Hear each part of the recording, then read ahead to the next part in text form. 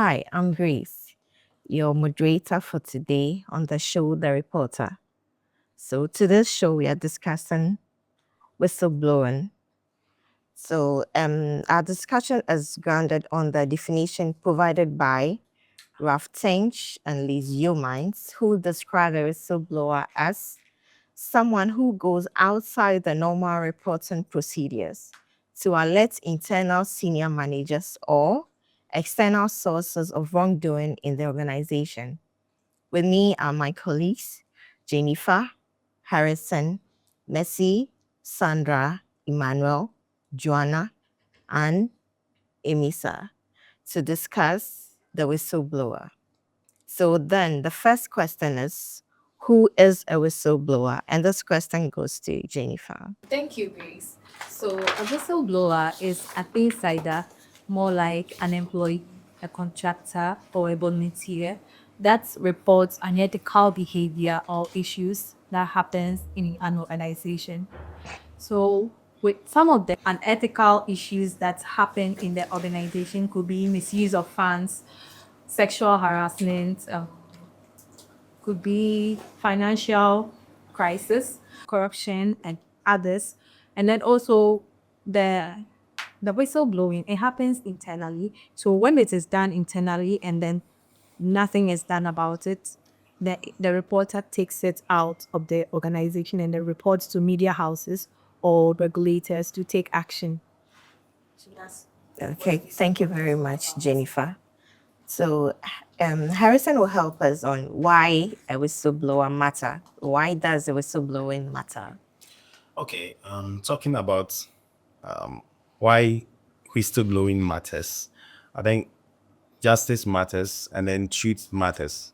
People have to live in an environment or workplace which is fair and then just.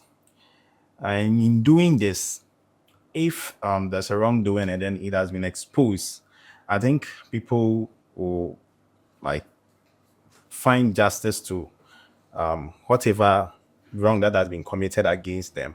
But then looking at this in a view of a PR professional, would you ask whether a PR professional must wait for someone to carry information out of the organization? As a PR professional, who is someone which is learning PR, I would say no, because there are implications to your organization, to you as a PR professional, and then even the public, because you'll be criticized of not doing your work well, and then you have not been professional. You have code of ethics. You have not applied all those things in your job. So I think it matters. Okay. Thank you very much. So when does whistleblowing become necessary if a whistleblowing matters to a PR professional? So Messi would help us with that. whistleblowing becomes very necessary when internal reporting structures fail. That is, whenever the issue has been reported to internal managers and they are doing nothing about it, in the sense that they are also part of the issue. You can take it out to report to external sources. And also, when the wrongdoing causes harm to a lot of people, majority of people are at stake, you can also report the issue to external sources. Again, when there are legal or moral rights that prevents the wrongdoing, you can still go ahead and report. So I think these are the instances where whistleblowing becomes very necessary. As a PR professional for a pharmaceutical company that produces medications for people, would you say that if there's any side effects of their products, if they hide it from the public, as a PR professional, would you say it is advisable, or would you say you would then consult external managers to talk about what is going on, or you come directly to the public to tell them this is what is going on? And then can you give us the risks involved when you do this, Sandra? Thank you, Grace, for this scenario. As a PR professional, what I would do is I'll first inform all the details to my supervisors for them to take action. But if I see that there is no action taking place, then I'll send it to the public because I owe a duty to the public. And also, being a whistleblower, it comes with a lot of risks because I might lose my job, I might face a lawsuit, I might face stigmatization in the workplace and also my community. Um, Even in the Ghana, the whistleblower article in 2006, it comes with a lot of fear and uh, backlash on people who are whistleblowers. But imagine you're working outside and people are pointing their hands at you. Yes, stigmatization. Yeah, it comes with a lot of risks, but it is necessary for you to do it. Okay. Okay. Thank you very much, Sandra. You're welcome. So then, since there are risks involved in whistleblowing, are we saying that are the whistleblowers safe or they are not safe? That Emmanuel will talk about that. Okay, so in Ghana here, I don't think if you're a whistleblower, you are safe. Okay. We are not safe because if you look at the Whistleblowers Act, Section 4+2A, it says that you need to state your full name, your address, and then your occupation. So if I'm giving you an information of a wrongdoing, and I'm giving you my name and an address, I don't think I'm safe. Probably someone could, get the information and then trace me that, okay, fine, it was this guy, he stays here, so let's go there and then do what we want to do to him. So I think we should look at the constitution, like maybe probably the person giving the information should be anonymous. And then the section 12 also of the Whistleblowers Act does not give a proper protection to whistleblowers. I think probably the person should be under state, probably a state protection that will help, or that will encourage people to give out wrongdoings in organizations. Yeah. Okay. So would you say that the Whistleblowing Protection Act should be amended? Yeah, I think Okay. when you're looking at section 4 and 12, you should amend it so that I think amending it will help people, bring out information. Because Okay. in the US and states, you are anonymous. You just give them the information and then they work on it. Okay, thank you very much. Then, do we say that then a digital era of whistleblowing or doing whistleblowing digitally is going to help or prevent or save the personality of individuals? Yes, I do agree that the digitalization is going to help the whistleblowers in a sense that the social media, as we know, is evolving and then it is helping us in many ways.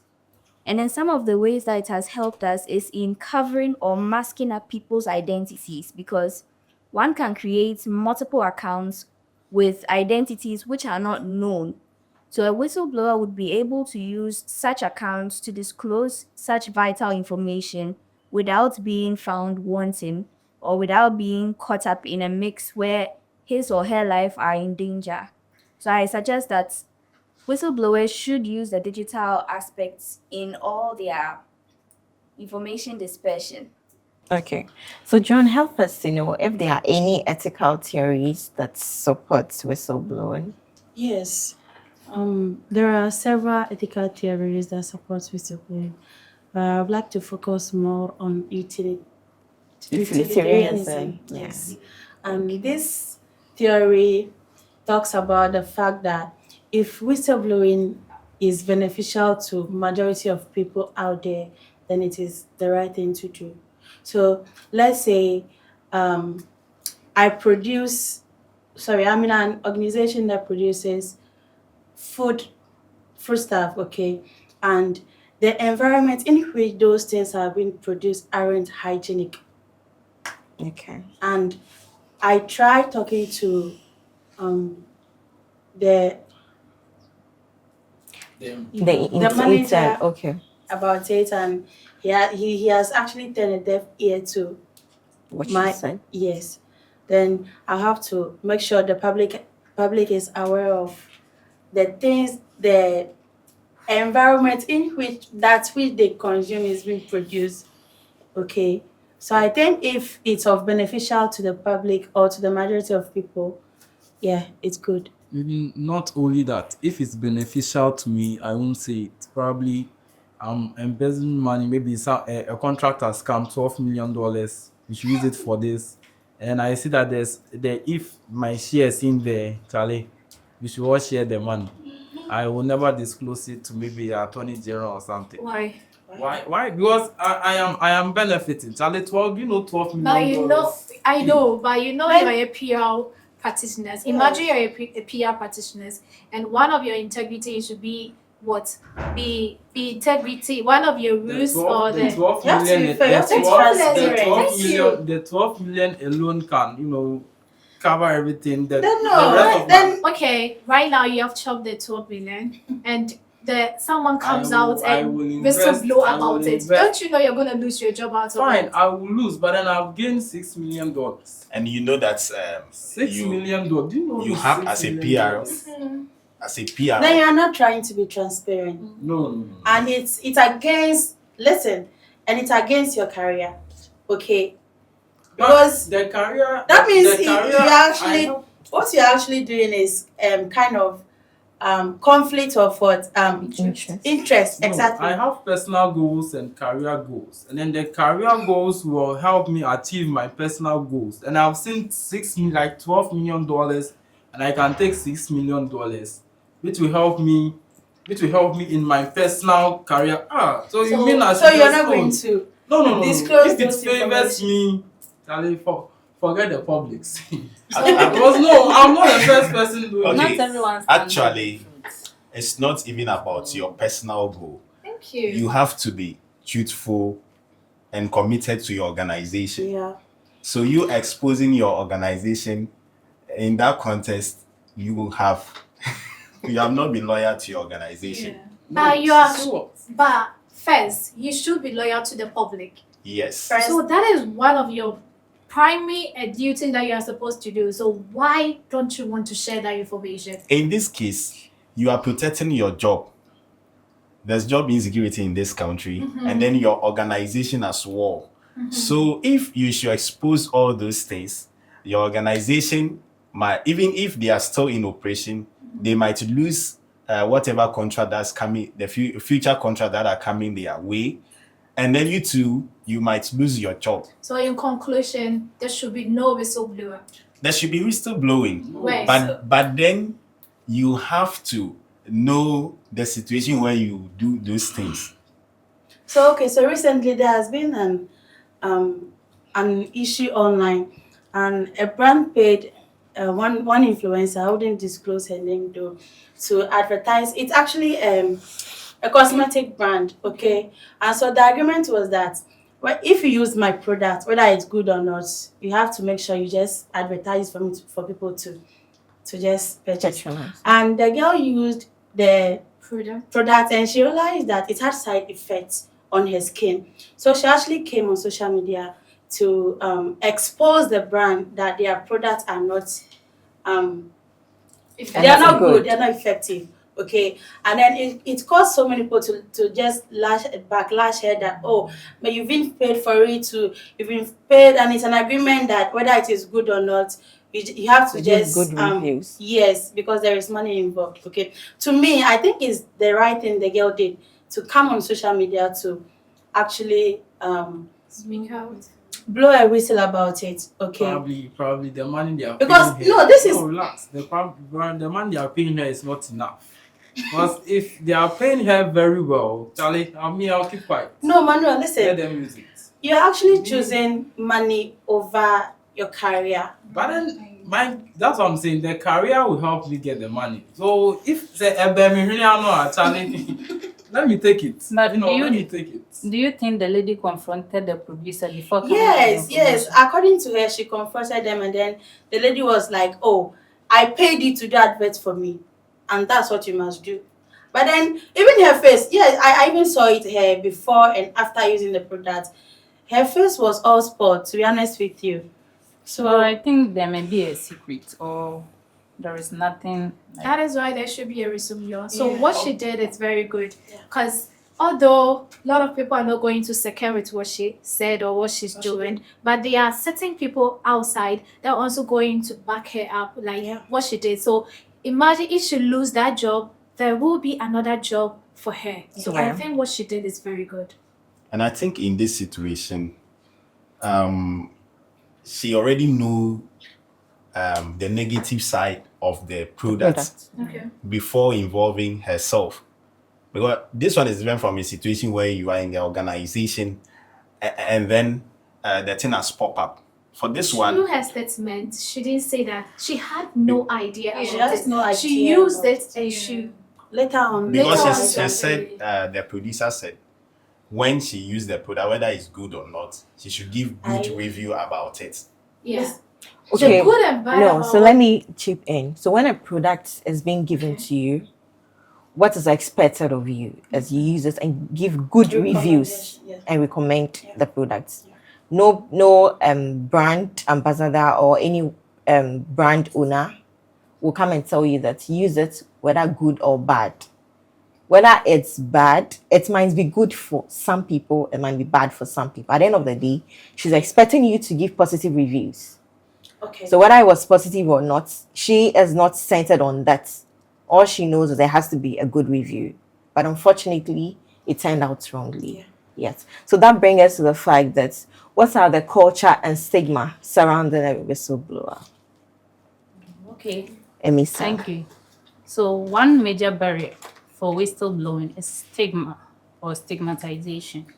That's how the society used to see or tag those who come out with certain information as being a snitch or a traitor. So I think there must be a law or enforcement to protect those individuals from such tag. And this stigmatization actually has a very long effect on those individuals. You see, in Ghana here, if you are reporting a wrongdoing, Charlie, you are the biggest enemy. Exactly. But then if you go somewhere in the state, Charlie, they will even applaud you. That Charlie, you have done Yeah, you've well. done a good But here job. in Ghana, I should cry. We not work out the boat team Yeah. because you are stopping what they want to do. That's why me, I will advise you, Charlie. If you are benefiting from it, Charlie, keep quiet. But if you are not, That is a bad information. no, Bad advice. no, that's People out me. there are watching. You can't just say because of money. You should just keep quiet and not say anything about it. People's lives are at risk. Okay. So it's not only about you, your interest. It's about the majority of people out there. Do you get it? And I think you can't also lose your job because of this. Because at the end of the day, no one is going to feed you. Exactly. Eh? But you might lose your job. Yeah, You 100% might, you can. yes. And it happens. It happens most of the time. It happens a lot. Let's take Anna Samariel, for example.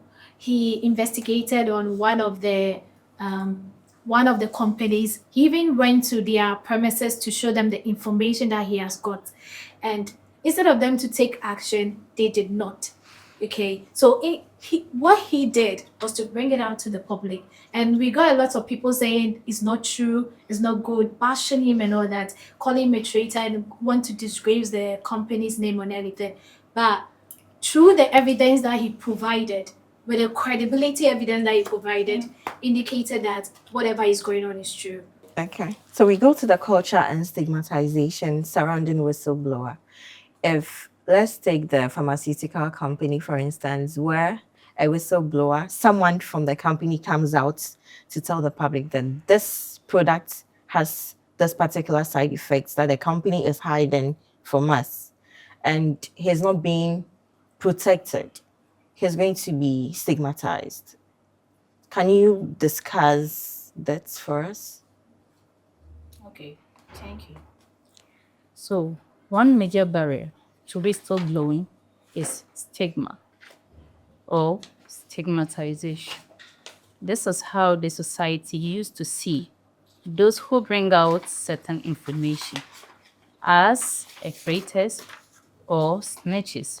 So there should be a measures to be put in place, like cultural transparency, to protect such individuals.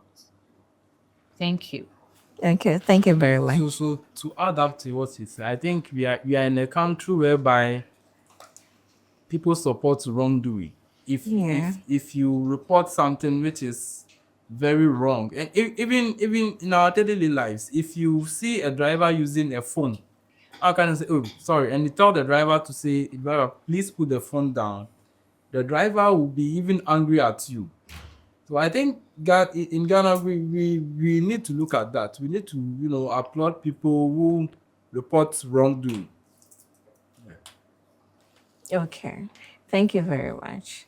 So that was a nice discussion we have. So in short, I would say that a whistleblower is someone who comes out from being an internal worker, probably discussing wrongdoings or even something that is going bad or when something is not good, discuss with the internal managers and probably they don't he doesn't see any change or they don't listen to him, then he has to find ways and means to come out to the public and let the public know this is what is going on and this is the risks he's taking coming out to discuss this with the But public. then if it favors you, will you this is to you, if it favors you, will you go to the public? So service to humanity. So you do Do what's service to humanity. yes. Okay. So as a PR professional, you need to protect the public. The public. Okay. Yes. Yes, and you need to be transparent. Sure. I've heard you guys. So that's why before you come out there, you have first informed the internal managers. Yeah. But then if what's going on is earning the organization, look at men's gold. They didn't care about the people. They were just making the money. So if you are the PRO for men's gold and then you see that Charlie, we are making the money, do you think you go back to the public to tell them that, okay, what we are doing, this and that, put yourself there at that time? Okay, so let me chip in with this. There's this company on my way going home, which about 3-4 years ago, there was just a notice in front of the building saying this company is under the one district, one factory. While this company was not even operating. Lo and behold, the information was there to the public to read. Funny enough, it turned out that anyone I talked to about has no idea the company has been part of one district, one factory. So with this, the information is out there. There's a saying that Ghanaians don't like reading. The information could be there. People will still purchase the products and will still not even read. With that, it saves you the future risks. In case there's any problem, it is written there. You can just write it, not necessarily coming to tell them verbally. Maybe a written notes or something could do. I don't know the public knows about it, but not all would read about it. So you are asking that, assuming I work with Men's Gold, and there are so many issues that are going on, which the public needs to be aware of. Okay, but because of the fact that money is involved, I'll have to keep it to myself. For me, as a PR professional, my duty Yes, to the public. is to just speak the truth. Okay. Okay. Yes. So in as much as I'm making the money, I have to make the public aware of whatever that is happening in the organization. Okay. So it's not only about money is involved, but you have to consider the interest of the people as well. Okay, so Sandra would want to add up. Okay, about the men's good, what I want to add on is, although they earn a lot of money, we cannot see what is going on right now. People are coming back for their money. They have lost their reputation. Now people don't want even to have anything to do with them. Yeah. Imagine if I was the PR, you are the PR practitioner in there, and you face all this. You should have come up with a notice. As a business, you have to blow something out for people to know that this is going on before it's become crisis. So I think you should blow when it comes to situation that needs to be blown. I also bring a quote from Warren Your phone. Buffett. Okay. He said, in looking for people to hire, you look for three qualities, which is integrity, intelligence, and energy.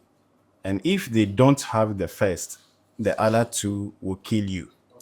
So in doing this, that's trustworthy. So the organization and you are the PR profession, there's agreement between you. Because of that trustworthy between you, it will be difficult for you, the PR professional, to send some informations that are so sensitive to the public, even though you have to be transparent. Okay. Thank you very much, Harrison. Mercy would want to add that. Personally, too, I think whistleblowing is not just about a PR person. Okay. You can also be a common floor member. You can be a junior staff, an intern. Everyone can be a whistleblower. It is not necessarily that you have to be a public relations officer before you can voice out. If something is going bad and you think it affects a lot of people, you think at the edge, like you've spoken to internal sources and nothing is being done about it, just come out and we don't. Sometimes even the PR person is even involved with this issue, he or she will not voice out. That's what Emmanuel. Manon was saying, that if there is money Involved, involved, yeah. the person will not voice out. So you as an intern, it's just you just came for an internship and there's something going on badly in the organization. After 1 month, you will leave. And it's none of your business. But looking at the issue, you know that it might affect a lot of people. Just voice out. Don't wait for the public relations officer to come and speak. You wait for 10 years. Maybe he's also benefiting from it. So you will not talk. So a whistleblower does not necessarily mean that you have to be the manager, you have to be a very big person. Everyone can be. You and I can also be a whistleblower. Okay. Okay, adding up to it, as a PR practitioner, even in the verge of losing your job, you should stick to your integrity. Thank you. I think the reason why people are not giving out information is because maybe people are benefiting, and then looking at how Ghana is, and then probably, and in fact, looking at the national service and the payroll, look at the people involved. Probably I know that there are people in there who knew about this, but then because Chale Kakako Nibutu, so they have to keep quiet.